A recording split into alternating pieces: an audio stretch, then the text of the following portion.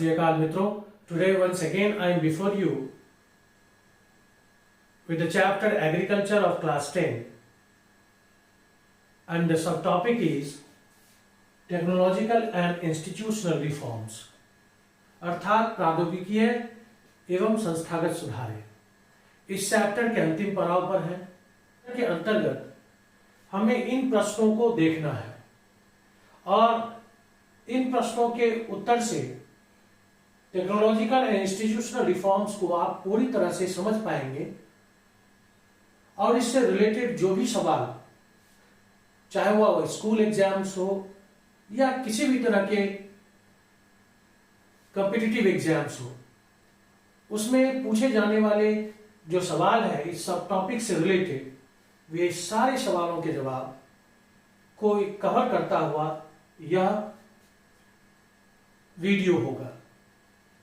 तो इस वीडियो को स्किप किए बगैर आप इसको पूरा देखें और टेक्नोलॉजिकल इंस्टीट्यूशनल रिफॉर्म्स जो कृषि के क्षेत्र में बहुत ही क्रांतिकारी, बहुत ही महत्वपूर्ण पहलू है, उसको समझने का प्रयास करते हैं।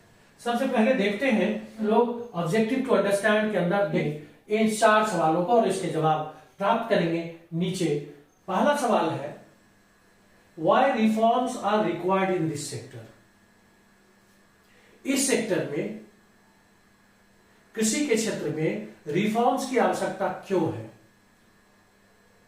सुधार की आवश्यकता क्यों है? Which are the reforms required in this sector? और इस सेक्टर में किस तरह की सुधारों की आवश्यकता है? Which are the institutional reforms undertaken after independence?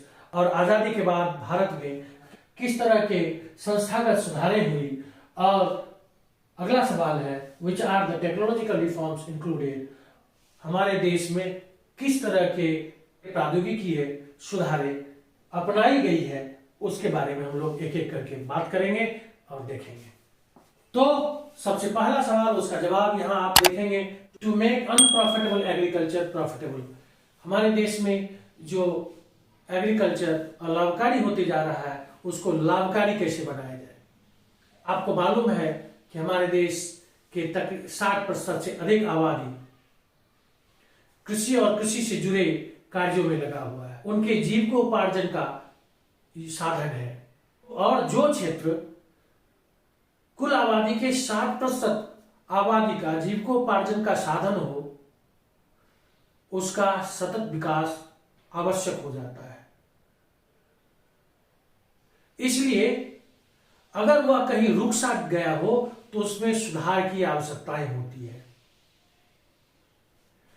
अगर वह लाभकारी होते जा रहा है तो उसको लाभकारी बनाना पड़ेगा, अन्यथा वह बहुत ही विकट परिस्थिति उत्पन्न कर देगा। वह होगा बेरोजगारी की स्थिति। और उससे भी बढ़कर, चूंकि यह सेक्टर हमें भोजन देती है, हमें हमारे सबसे पहली मूलभूत आवश्यकता भोजन की आपूर्ति करती है, इसलिए इस क्षेत्र का सतत विकास आवश्यक है। और उसके सतत विकास के लिए में जो जरूरी सुधार है वो करना पड़ेगा। और वह जरूरी सुधार टेक्नोलॉजिकल हो सकता है, इंस्टीट्यूशनल हो सकता है, प्रौद्योगिकीय हो सकता है, संस्थागत हो सकता है। अगला देखेंगे, reforms make the farmers and workers more responsive. जब रिफॉर्म्स होते हैं, सुधारें होती है, कुछ नवीन प्रयोग होते हैं, तो उस एक्टिविटी, उस कार्य में लगे हुए लोगों की उत्साह बढ़ती है, वह और बढ़ चढ़ के काम करते हैं, तो वह कार्य लाभकारी हो जाता है, फायदेमंद हो जाता है। In order to feed the growing hungers of growing population, हमारे देश की बढ़ती, दुनिया की बढ़ती हुई आबादी, खास करके हमारे देश की बढ़ती हुई आबादी के लिए उसके भोजन की व्यवस्था करना बहुत आवश्यक है। नहीं तो भुखमरी जैसे विकट परिस्थितियों का सामना करना पड़ेगा।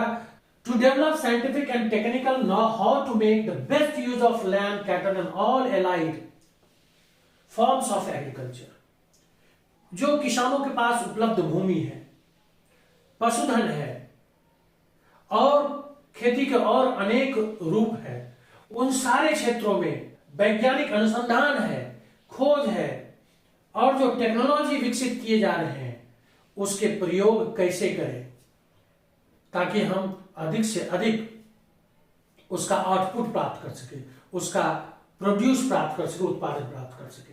Culture which provide livelihood for more than 60% of its population. यह कृषि क्षेत्र हमारे देश के कुल आबादी के 60% से अधिक लोगों के जीविकोपार्जन का साधन है। इसी से उन्हें रोटी, कपड़ा और मकान मिलते हैं और अन्य लोगों जो 60% के अतिरिक्त लोग हैं उनको भोजन प्राप्त होते हैं। तो इस क्षेत्र का विकास इन दो क्षेत्रों में सतत सुधार करके लाया जा सकता है। Without institutional reforms, especially in a country like India where almost 50% of its population is still illiterate, science and technology can do little to achieve practical results. हमारे देश में आज भी 50% लोग जो अशिक्षित है, निरक्षर है, उनके लिए क्या? जब तक कि उन्हें हम प्रशिक्षित नहीं करेंगे, जब तक कि हम उन्हें जो ये सुधारें हो रही है, चाहे वह टेक्नोलॉजिकल सुधार हो या इंस्टीट्यूशनल सुधार हो, उन सुधारों के बारे में उन्हें प्रशिक्षित नहीं करेंगे, उन्हें जानकारी नहीं देंगे, तब तक हम अपने खेत का उत्पादन बढ़ा नहीं सकते हैं। साइंस एंड टेक्नोलॉजी, विज्ञान और प्रौद्योगिकी के क्षेत्र में, कृषि के क्षेत्र में विकास के लिए, कृषि के क्षेत्र में रफ्तार के लिए जो भी tools and implements, machines, high yielding varieties of seeds, minerals and manures बनाए जा रहे हैं, खोजे जा रहे हैं, उसका प्रयोग तभी संभव हो पाएगा जब इस क्षेत्र में संस्थागत सुधार होगी। कोई संस्थान खड़े किए जाएंगे, इंस्टीट्यूशन खड़े किए जाएंगे जो यह उत्तरदायित्व लेगा कि इन किसानों को जो कृषि कार्य में लगे हुए जो अशिक्षित वर्ग है उसको प्रशिक्षित करने के लिए नहीं तैयार किए जाएंगे, तब तक कृषि के क्षेत्र में सुधार संभव नहीं है। इसलिए कृषि के क्षेत्र में टेक्नोलॉजिकल के साथ साथ इंस्टीट्यूशनल रिफॉर्म्स लाना जरूरी है। इस लाइन को आप पढ़ने से आप समझ सकते हैं। इस सवाल का एक संक्षिप्त उत्तर यह होगा कि sustained uses of land without compatible techno institutional changes have hindered the pace of agricultural development. जिस भूमि का सतत प्रयोग हम करते आ रहे हैं, साल दर साल जिस भूमि पर खेती करते आ रहे हैं, उस भूमि पर आगे उसकी उपजाऊ शक्ति को बरकरार रखने के लिए, उससे प्रोड्यूस प्राप्त करने के लिए, उत्पादन प्राप्त करने के लिए हमें समय के साथ उसमें प्रौद्योगिकी और संस्थागत सुधारों को ध्यान में रखकर जो जरूरी कदम है वो उठाने पड़ेंगे। उसमें उपयुक्त टेक्नो इंस्टीट्यूशनल चेंजेस लाकर उस भूमि को आगे प्रयोग में ला सकते हैं। उपयुक्त टेक्नोलॉजिकल प्रौद्योगिकी और संस्थागत सुधारें लाकर आप उस भूमि का आगे लाभप्रद ढंग से कर सकते हैं। अन्यथा कृषि विकास का जो रफ्तार है, चरण है, वह बाधित हो जाएगा।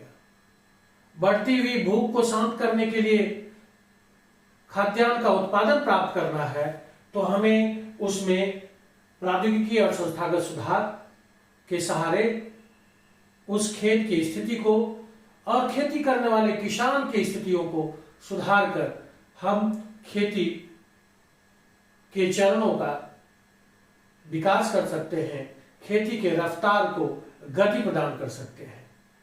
इसके लिए ये जो दो रिफॉर्म्स जिसकी आवश्यकता है वह दोनों साथ साथ चलने चाहिए। पहला है इंस्टीट्यूशनल रिफॉर्म्स और दूसरा टेक्नोलॉजिकल रिफॉर्म्स। इंस्टीट्यूशनल रिफॉर्म्स में देखेंगे collectivisation, redistribution of land and consolidation of land और लैंड होल्डिंग्स। कलेक्टिवाइजेशन ये एक टर्म है कलेक्टिवाइजेशन। इसका मतलब होता है समूहीकरण। कलेक्टिवाइजेशन कलेक्ट शब्द से बना है, इसका अर्थ होता है कलेक्शन, कलेक्ट करना। क्या चीज कलेक्ट करना?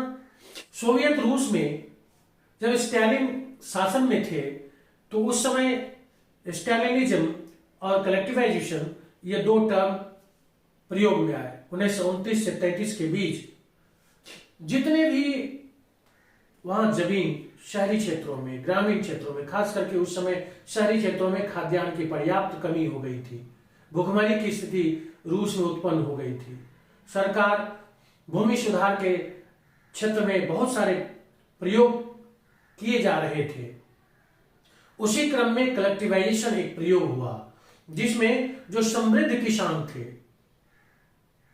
उन किसानों को के जमीन को सरकार, जो जैसे मान लीजिए एक किसान यहां है, एक किसान का घर यहां है, तीसरा किसान वहां है और सभी का खेत लगा हुआ है, लेकिन वह छोटे छोटे टुकड़ों में बटा हुआ है जिस पर एक क्वालिटी फार्मिंग की प्रक्रिया अपनाई नहीं जा रही थी, यहां तक कि वो अनकल्टिवेटेड रह जाते थे। तो वैसे में सरकार ने उन सारे जमीन को अपने कब्जे में लिया और उस पर अपने तरफ से योजनाबद्ध तरीके से, वैज्ञानिक तरीके से कृषि कार्य आरंभ हुआ और धीरे धीरे देखा गया कि वहां जो खाद्यान्न की कमी की समस्या से जूझ रहा था वह देश, वह धीरे धीरे इस समस्या से उबर गया और फिर बाद में उसको, उसी भूमि को किसानों में रीडिस्ट्रीब्यूट भी कर दिया गया। लेकिन उसमें उसने देखा कि एक किसान का जो जगह जगह पर थोड़ा यहां, थोड़ा कहीं और जो उसके स्कैटर्ड फॉर्म में उसके जमीन पड़े थे, उस सब को एक जगह किया गया, कंसोलिडेशन ऑफ लैंड, उसको कंसोलिडेट किया गया, समूह में लाया गया। ठीक है, एक किसान का जमीन जितना है, जितनी मात्रा में जहां जहां है, सबको इकट्ठा करके एक जगह उसको कर दिया गया ताकि उसका जो उस जमीन का जो है प्रॉपर ढंग से प्रयोग हो सके। उस जमीन पर चूंकि उस जमीन का विस्तार अधिक होगा और एक जगह होगा तो किसान सही ढंग से उस कृषि यंत्रों का सहारा लेकर वैज्ञानिक तरीके से, योजनाबद्ध तरीके से उस पर कृषि कार्य करेंगे और उसका उत्पादन अल्टीमेटली बढ़ेगा। इसलिए ये कंसोलिडेशन ऑफ लैंड पर वहां ध्यान दिया गया। और हमारे देश में भी आप जानते होंगे चकबंदी लागू किया गया। हमारे देश के किसानों के जो छोटे और सीमांत किसान थे, कम ही जमीन था, लेकिन वह भी दूर दूर था, कुछ जमीन कहीं था, कुछ जमीन कहीं और था, उन सारी जमीन का समूहीकरण किया गया, एक जगह करके एक किसान को वह जमीन दे दिया गया। ठीक है, आपका कुल मिलाकर जितना जमीन इन स्कैटर्ड फॉर्म है सबको मिलाकर आपको यहां दिया गया और वह किसान एक जगह अपना ध्यान केंद्रित करके कृषि कार्य योजनाबद्ध तरीके से किया और उसका प्रतिफल भी अच्छा हुआ। उसका यह सुधार एक मील का पत्थर साबित हुआ। यह दूसरा पॉइंट है एवोल्यूशन ऑफ जमींदारी और जागीरदारी सिस्टम। मतलब जमींदारी और जागीरदारी प्रथा का उन्मूलन के दिशा में केंद्र सरकार 1949 के आसपास एक एग्रेरियन रिफॉर्म्स कमिटी का गठन किया और उन्हें यह रिस्पॉन्सिबिलिटी दी गई कि आप जमींदारी प्रथा के प्रत्येक पहलू का अध्ययन करें और देखें कि इसको किस तरह से खत्म किया जा सकता है, कौन कौन से रास्ते हो सकते, कौन कौन से तरीके हो सकते हैं ये जमींदारी प्रथा, जागीरदारी प्रथा को खत्म करने के लिए। यह हमारे देश में ये परंपरा से चली आ रही है प्रथा, जिसमें एक एक जमींदार को हजार हजार एकड़ जमीन, सैकड़ों एकड़ जमीन था।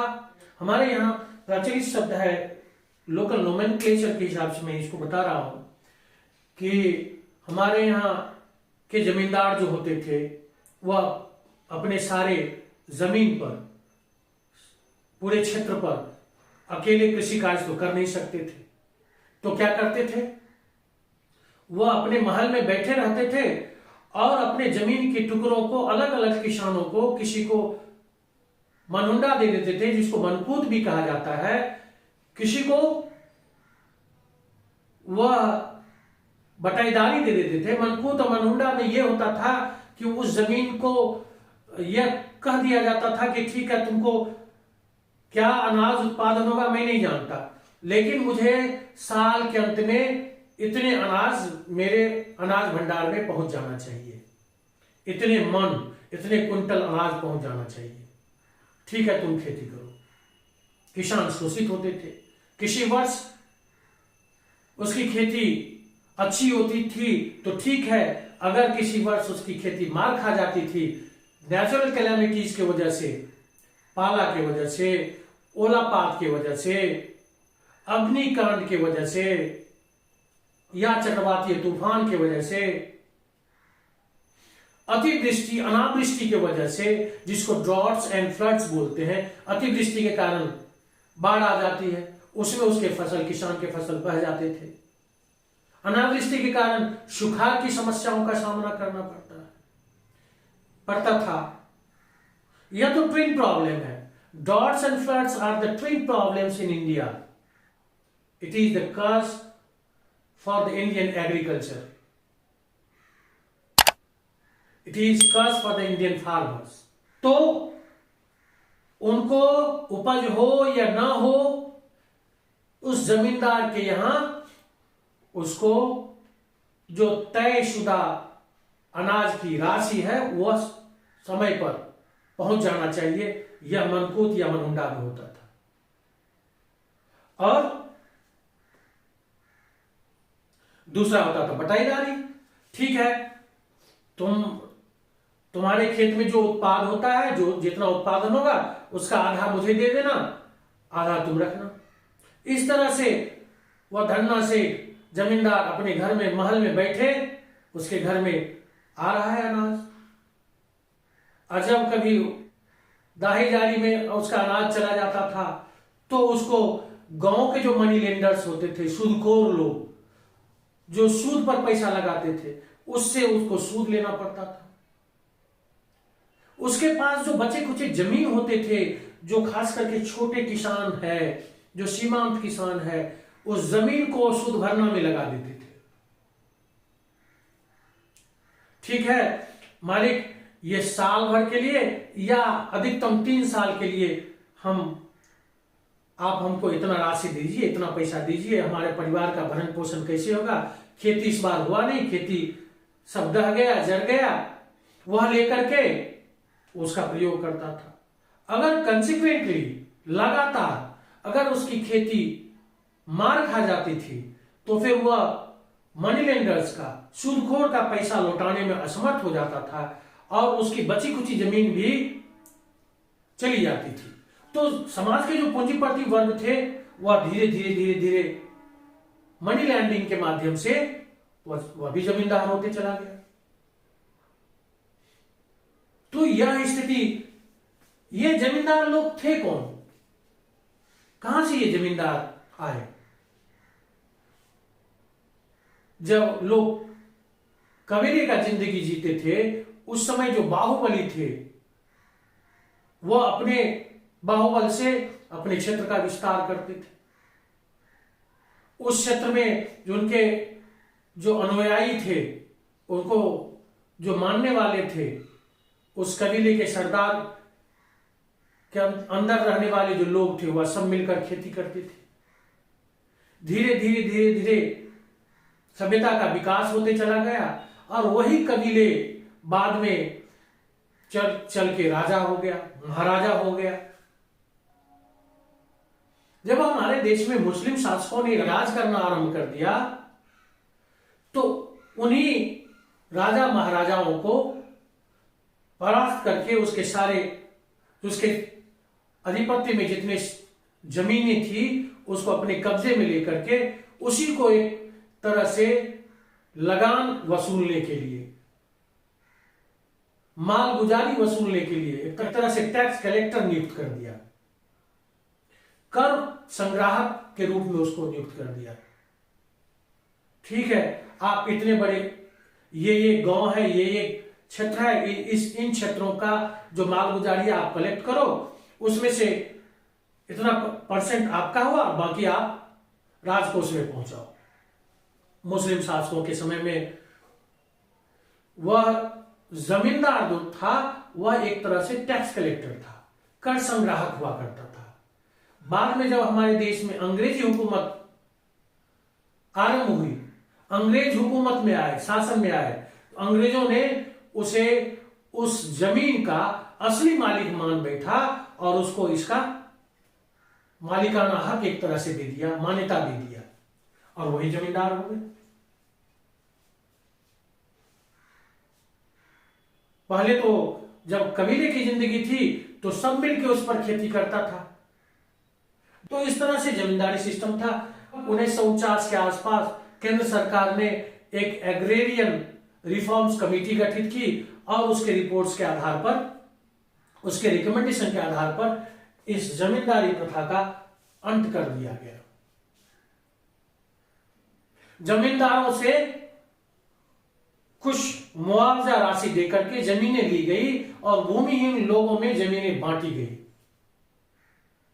जमींदारी सिस्टम का सरकार ने राज्य सरकारों को यह, चूंकि यह राज्य सूची के अंतर्गत आता है, केंद्र सूची, राज्य सूची और संवर्ती सूची, आप पॉलिटिकल साइंस और सिविक्स में पढ़े होंगे।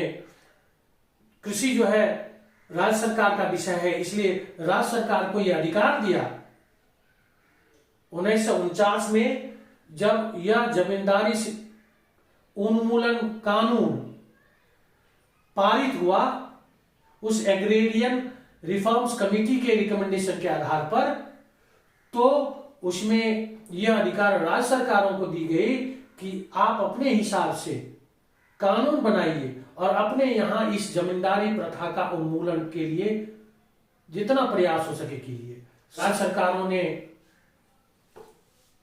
प्रयास किया, कुछ राज्य सरकारों ने बढ़ चढ़कर इस जमींदारी प्रथा उन्मूलन के लिए एक्ट बनाए,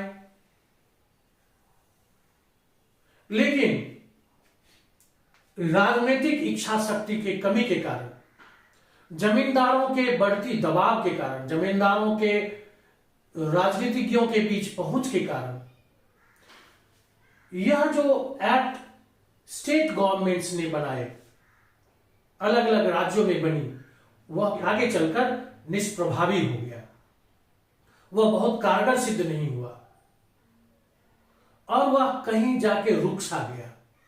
भूमि सुधार की दिशा में यह जो कदम था, यह कदम कहीं लड़खड़ा सा गया और इस कदम को फिर आगे जाकर सरकार ने लैंड सीलिंग एक्ट बनाई कि नहीं, जो जमींदारी उन्मूलन एक्ट बना, जमींदारी उन्मूलन कानून बना, वह निष्प्रभावी हो गया, नहीं, इसके लिए एक अलग सा कानून बनाना चाहिए। और उन्होंने लैंड सीलिंग एक्ट बनाई और लैंड सीलिंग एक्ट के तहत सरकार ने यह तय किया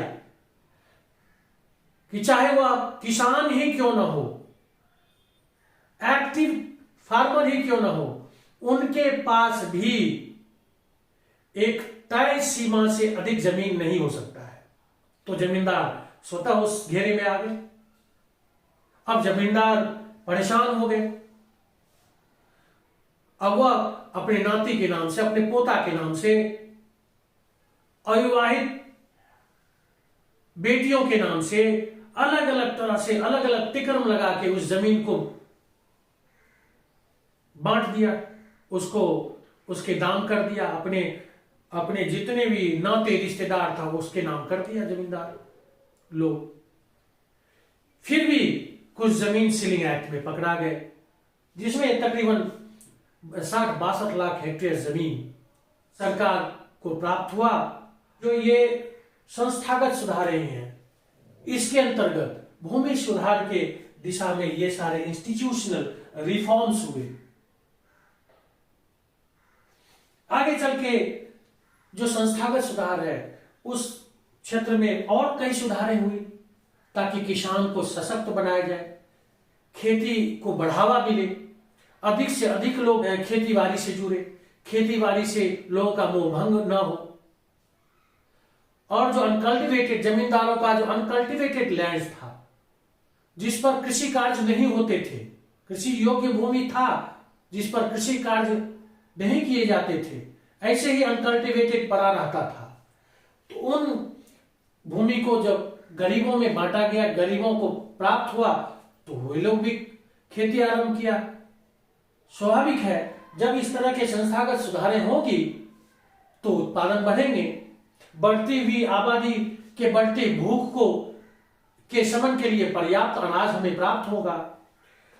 तो आगे जो रिफॉर्म्स हुआ क्रेडिट रिफॉर्म्स के रूप में हुआ। सरकार अपने स्तर से provisions for crop insurance against drought, flood, cyclone, fire and disease, जो किसान मनी लेंडर के चक्कर में पड़कर, चंगुल में पड़कर, सूदखोर के चंगुल में पड़कर किसानी छोड़ देते थे, किसानी का से उसका मोह भंग हो जाता था, खेती किसानी से उसका मोह भंग हो जाता था, वह किसान फिर से पुनर्जीवन प्राप्त कर लिया जब सरकार ने इस व्यवस्था को कायम कर दी कि ठीक है, अगर आपके खेत में लगे हुए फसल सुखाड़ के कारण, बाढ़ के कारण, चक्रवात के कारण, आग के कारण या किसी अज्ञात बीमारी के कारण, फसल में लगने वाली बीमारी के कारण बर्बाद होती है, तो आपके खड़े फसल का आप इंश्योरेंस करा सकते हैं। किसान को बढ़ावा मिला, खेती किसानी फिर से जिसका मोह भंग हो रहा था वह फिर से खेती किसानी में लौट आए और अनाज का उत्पादन बरकरार रहा। अगले प्रयास हुआ एस्टैब्लिशमेंट ऑफ ग्रामीण banks, cooperative societies and banks for providing loan facilities to the farmers at lower interest rate. किसानों के सहायतार्थ, किसानों के सहायता के लिए, और यूं कहे कि वह अपने सहायता के लिए, राजकाज सही तरीके से चलाने के लिए, लोगों के, जनता के भोजन की व्यवस्था के लिए किसानों को सशक्त किया, और उसको सशक्त करने के लिए उन्होंने ग्रामीण बैंक की स्थापना की, जिसके माध्यम से ग्रामीण बैंक्स और दूसरे बैंक में भी यह व्यवस्था की गई कि किसानों को कम ब्याज दर पर खेती के लिए ऋण उपलब्ध कराया गया ताकि वह खेती करता रहे, खेती से उसका मोह भंग न हो।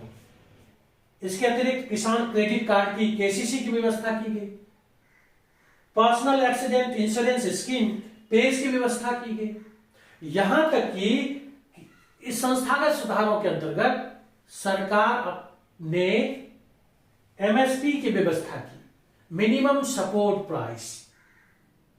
अब किसी साल किसान की खेती बहुत अच्छी हुई, फसल बहुत अच्छा हुआ, वैसे स्थिति में सरकार न्यूनतम समर्थन मूल्य तय करते हैं कि ठीक है, जब फसल अच्छी होती है तो उन फसलों को सरकार अपने यहां बफर स्टॉक कर लेती है। बफर स्टॉक में अपने एफसीआई के माध्यम से, फूड कॉर्पोरेशन ऑफ इंडिया में बफर स्टॉक बनाए गए हैं, उसमें भंडारण किए जाते हैं, और किसान को हानि न हो, किसान को ये न लगे कि हमने जितना लागत लगाया अपने खेती किसानी में उस लागत से भी कम हमें जो उस फसल का मूल्य प्राप्त हुआ, हमें आय कम प्राप्त हुई, इसलिए सरकार ने न्यूनतम समर्थन मूल्य तय किया और सरकार उस अनाज का भंडारण कर लिया, किसान को उसके उचित मूल्य भी प्राप्त हो गए। और जिस समय किसान का खेत दाही दाही में चला गया, बर्बाद हो गया, उस समय ये जो क्रॉप इंश्योरेंस है वह सहायता किया। किसान credit card, personal accident insurance scheme के माध्यम से किसान को एक सहारा प्राप्त हुआ। इस तरह से जो संस्थागत सुधारे हैं वह खेती में लगे हुए लोगों को सहारा प्रदान किया और यह उत्पादन सतत बरकरार रहे। उत्पादन में लगे किसान खेती करते रहे, खाद्यान्न की कमी न हो, भूखमरी की समस्या आने की स्थिति उत्पन्न न हो, इसलिए इस तरह की संस्थागत सुधारें जरूरी है। और जो टेक्नोलॉजिकल रिफॉर्म्स हैं, आप जानते हैं कि पहले जो खेती किसानी होती थी उसमें हल, फार, कुदाल, खुरपी, कचिया का सहारा लिया जाता था, जो बहुत टाइम टेकिंग होता था, बहुत समय लेता था, बहुत श्रम की आवश्यकता उसमें पड़ती थी और उस हिसाब से जितने लागत लगते थे किसान को उस हिसाब से उसके मूल्य वापस नहीं होते थे। लेकिन अब वो जिस हल, फार, कुदाल, खुरपी की बात करते हैं उसको इंग्लिश में प्रिमिटिव टूल्स एंड इंप्लीमेंट्स के रूप में हम जानते हैं, जैसे हो, दो, digging sticks, who've, sickle etcetera. आज हम ये जो प्रिमिटिव टूल्स एंड इंप्लीमेंट्स हैं उसके जगह पर आधुनिक टूल्स एंड इंप्लीमेंट्स का प्रयोग करते हैं और यह किसानों के समय का भी बचत करता है, श्रम का बचत करता है, लागत भले ही ज्यादा लग जाते हैं लेकिन फसल का उत्पादन अच्छा होता है। और वे टूल्स जैसे प्लो, पावर हारो, लेवलर, वाटर बॉजर, डिस्क हारो, reaper machine, harvester, rotavator, rotary tiller, power tiller इत्यादि, इन सब का प्रयोग करके जो आधुनिक यंत्र है, फिर भी हमारे देश में अभी बहुत सुधार की आवश्यकता है। यदि नहीं तो हमारे देश का जो पर हेक्टेयर उत्पादन है वह जो विकसित देश है उससे कम क्यों है? वहां किस तरह से खेती की जाती है, वहां के किसान किस तरह के जो है इंप्लीमेंट्स का, टूल्स का, मशीन्स का प्रयोग करते हैं कि वहां का किसान अपने खेतों का, अपने जोतों का अधिकतम उपयोग कर पाते हैं। हमारे यहां जोतों का उपयोग कम हो पाता है और उत्पादन अधिक प्राप्त करते हैं। तो हमें उस हिसाब से अपने कृषि क्षेत्र में सुधार लाना पड़ेगा और वह सुधार टेक्नोलॉजिकल हो सकता है, इंस्टीट्यूशनल हो सकता है। दोनों क्षेत्र, दोनों तरह से जब हम सुधार करेंगे तो हमारे कृषि कार्य जो है वह प्रॉफिटेबल होगा, लाभकारी होगा और हम उस हिसाब से आगे बढ़ेंगे। टेक्नोलॉजिकल रिफॉर्म्स में देखेंगे इंप्रूव टूल्स एंड मैकेनाइजेशन। तो जो प्रिमिटिव टूल्स था उसके जगह पर हमको modern tools and implements use करना होगा, लेकिन और अधिक से अधिक हमें उस पर वैज्ञानिक अनुसंधान, खोज को बढ़ावा देना पड़ेगा कि हम और अच्छे से अच्छे टूल्स एंड इंप्लीमेंट्स किस तरह के बनावे कि हम खेती को लाभप्रद और अधिक उत्पादन प्राप्त करने वाले बना सकें। ट्रांसपोर्ट एंड कम्युनिकेशन, ये बहुत जरूरी चीज है कि किसान खेत में बुआई से, रोपाई से लेकर के गुराई, निराई, कटाई और फिर उसका ट्रांसपोर्टेशन, जो उत्पादन होता है उस उत्पाद को उसे कहीं बाजार में लेकर जाना होता है। बाजार में ले जाने के लिए सड़क नहीं होंगे, ट्रांसपोर्टेशन सुविधा नहीं होगा, तो फिर उसके अनाज उसके पास रह के क्या होगा? वह जो अपने और अपने परिवार के लिए उसे जो जरूरत है उसका उपयोग करेगा, बाकी अनाज का क्या करेगा? और जब वह बेकार हो जाएगा, सड़ जाएगा, फिर आगे उन्हें पैसे कहां से प्राप्त होंगे कि वह अपने खेतों के लिए खाद, बीज और अन्य उपयोगी सामान खरीद सकेंगे, अन्य टूल्स एंड इंप्लीमेंट्स खरीद सकेंगे। उसके लिए तो उसको जो अधिशेष अनाज है, अवशेष अनाज है, उसको बेचना ही होगा। बेचेंगे तभी तो उसको अपने खेत के लिए खाद, बीज और अन्य टूल्स एंड इंप्लीमेंट्स खरीदने के लिए पैसे प्राप्त होंगे और अपने परिवार के भरण पोषण के अतिरिक्त जो अन्य संसाधन होते हैं। नमक से लेकर के हल्दी और कपड़े, घर इत्यादि के लिए जो पैसे होते हैं वह भी प्राप्त होंगे। तो उसके लिए ट्रांसपोर्ट एंड कम्युनिकेशन बहुत जरूरी है। डेवलपमेंट ऑफ इरिगेशन, सिंचाई का विकास, यह बहुत जरूरी है। जिस तरह से हमारे शरीर के लिए खून आवश्यक है, उसी तरह से खेत के लिए पानी की आवश्यकता होती है। आज भी हमारे देश में अधिसंख्य जो किसान है वर्षाधीन खेती करते हैं, वर्षा पर आश्रित होते हैं। तो इसमें क्या हो जाता है, कभी अगता हो जाता है, कभी पछता हो जाता है। इसमें फसल का उत्पादन प्रभावित होते हैं। तो इस तरह से अगर किसान को प्रॉपर और टाइमली अपने खेत में सिंचाई करने की सुविधा प्राप्त हो जाएगी तो उसकी यह समस्या खत्म। तो इरिगेशन, सिंचाई की प्रॉपर व्यवस्था करना जरूरी है। आज के दौर में मॉडर्न टेक्नोलॉजी डेवलप किया है, लेकिन उसके अतिरिक्त बहुत सारे नए खोज भी हुए, स्प्रिंकल इरिगेशन, ड्रिप इरिगेशन, और ऐसे भी इरिगेशन हुए हैं जो फसल के जड़ तक जाता है पानी। उतना ही पानी जाता है जितना पानी की आवश्यकता है फसल को। इससे क्या है कि जो जलाक्रांता नहीं, वाटर लॉजिंग नहीं होती है, लीचिंग ऑफ सॉइल्स नहीं होते हैं। तो ऐसे इरिगेशन सिस्टम का जो छोटे और सीमांत किसान है वह प्रयोग नहीं कर पाते हैं, उन तक इन सुविधाओं को पहुंचाना है। तब जाके जो उत्पादन है हमारे देश का, सकल घरेलू उत्पादन में बढ़ोतरी देखने को मिलेगा।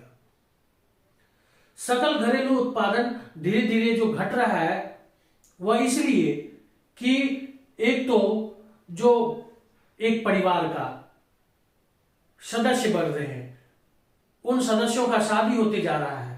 जो उस परिवार के मुखिया थे, जितना उसके पास जमीन था, उस जमीन का जितने परिवार के सदस्य का शादी होते चला गया, उतने भाग में उस भूमि का बंटवारा हो जाता है। पार्टीशन होने पर, बंटवारा होने पर वह भूमि का छोटा छोटा टुकड़ा प्रत्येक सदस्यों को प्राप्त होता है।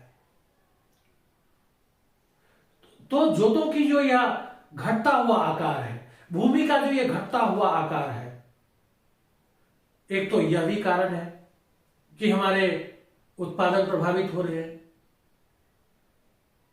तो उसको तो कंट्रोल हम जनसंख्या को नियंत्रण करके ही कर सकते हैं। लेकिन जो छोटे और सीमांत किसान है उन तक हमें यह जो आधुनिक सिंचाई के पद्धति या आधुनिक सिंचाई के साधन है उसको पहुंचाना पड़ेगा, तभी उसका उन्हें लाभ प्राप्त होगा और उनके भी खेत के उत्पादन में वृद्धि होगी। Certified and quality seeds distribution, जो छोटे और सीमांत किसान है उन तक जो सर्टिफाइड और क्वालिटी सीड्स है, high yielding variety of seeds को पहुंचाना होगा, उन तक पहुंचाना होगा, सब्सिडाइज्ड रेट पर पहुंचाना होगा, तब जाके उनके खेत का उत्पादन बढ़ेगा। ये टेक्नोलॉजिकल रिफॉर्म्स एक कन्फाइंड एरिया में, खास करके पंजाब, हरियाणा, ये जो स्टेट्स है, इसमें ये जो टेक्नोलॉजिकल रिफॉर्म्स हुए हैं इसका प्रयोग उन क्षेत्रों में, उस कन्फाइंड एरिया में बहुत होता है। लेकिन उससे बाहर जब आप बिहार, उत्तर प्रदेश के छोटे और सीमांत किसान के पास पहुंचेंगे तो उन किसानों तक इस टेक्नोलॉजिकल रिफॉर्म्स का पहुंच नहीं हुआ है, अभी भी वह दूर है। उन तक इसे पहुंचाना होगा, तभी खाद्यान्न का उत्पादन में वृद्धि होगी। स्पेशल वेदर बुलेटिन्स किसानों को पहले से ही आगाह कर देता है कि अभी वर्षा देर से आने वाली है, या वर्षा आने वाली है, या चक्रवात, ये तूफान आने वाला है, वर्षा इस बार मानसून कितना देर से पहुंचने वाली है। उस हिसाब से किसान अपने खेतों की तैयारी करते हैं। तो agriculture programmes for farmers were introduced on the radio and television, radio और टेलीविजन पर जो कृषि से संबंधित, खेती और किसानी से संबंधित बातों का प्रसारण होता है, उससे किसानों को बहुत सारे आइडियाज मिलते हैं, बहुत सारी जानकारियां मिलती है। उस जानकारियों को प्राप्त कर जो अपने खेतों में अपने हिसाब से कुछ भी कर दिया करते थे, आज जानकारी प्राप्त करके प्रॉपर वे में खेती किसानी करते हैं। इस तरह का जो टेक्नोलॉजिकल डेवलपमेंट हुआ, रिफॉर्म्स हुए, यह हमारे कृषि के क्षेत्र में मील का पत्थर सिद्ध हो रहा है और इस वजह से उत्पादन भी बढ़ रहे हैं। इसलिए तो सरकार को बफर स्टॉक बनाना पड़ रहा, इसलिए तो एमएसपी की जरूरत पड़ रही है। हमें लगता है कि आज के इस वीडियो के माध्यम से, चाहे वह क्लास का एग्जाम्स हो या कोई भी कॉम्पिटिटिव एग्जाम्स है, उसके लिए पर्याप्त मटेरियल है। आप इसे अपने नोट्स के रूप में भी प्रयोग कर सकते हैं और जो जानकारी दी गई है, चाहे किसी भी तरह का सवाल क्यों ना हो, सभी तरह के सवाल का जवाब आप इस वीडियो को देखकर बना सकते हैं, लिख सकते हैं। आज के वीडियो में इतना ही। धन्यवाद।